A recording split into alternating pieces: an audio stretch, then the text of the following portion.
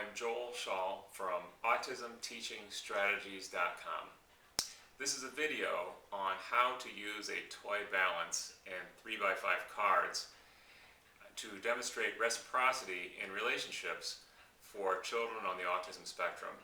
This is the second of two videos on how to use a toy balance. In an earlier video, I showed how to use this very same balance to demonstrate reciprocity and balance in conversation.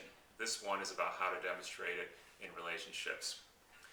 This is a toy balance that you can buy online for about 14 or 15 bucks. It's made by Learning Resources, and I recommend it specifically because it's cheap and it works well.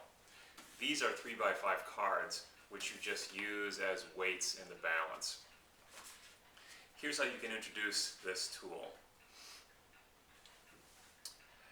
You can say something like this: when people get along together, it should be balanced. One person does one thing for one person, then that person does something back. This person does something helpful, this person does something helpful back. This person does something generous and kind, then this person does something generous and kind back. Now, when children are really little, when they're babies, they can't really have balanced relationships because they're tiny and helpless. So their parents give them food and the kid can't give any food back.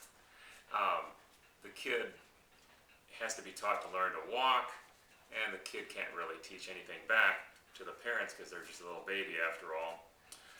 The kid has to be taught everything, like even how to use the toilet. I mean, little babies just need so much because they can't really give back. But when kids get older, they learn, and there's so much they know how to do. They can get dressed. They can tell when something's messy. They can tell when something needs to be done. And so by the time a kid gets to be 7 or 8 or 9,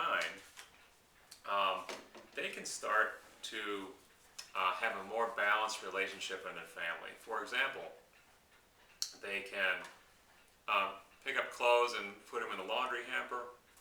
They can say something nice back to their grandmother when their grandmother says something nice to them. They can do a couple chores. They can pick up dirty dishes and put them in the sink. They can help a younger brother or sister with a problem. They can do a lot of things until it's almost balanced, because they're not just like a little baby, but they can actually keep things balanced in their family by helping out.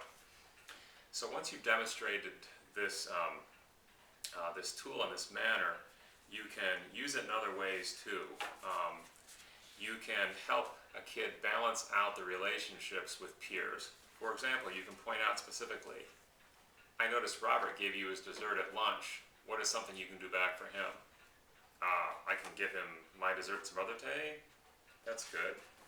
I noticed that Alice listened while you talked about your rock collection a while ago. What's something you can do back for Alice?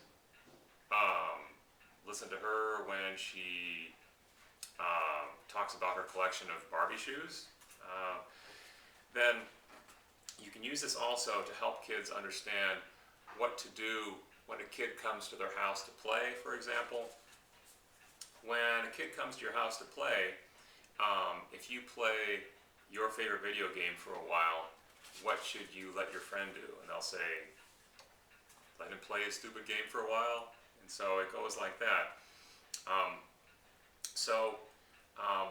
Once you've established this as a metaphor, as a visual metaphor, you can make reference to it later.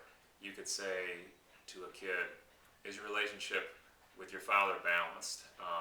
Tell me, what are things like between you and the kids in the playground? Is it balanced? Are you letting them have turns? Are you listening to them, listening to their ideas? So I have found this a useful tool, and I hope that you will too. Take care.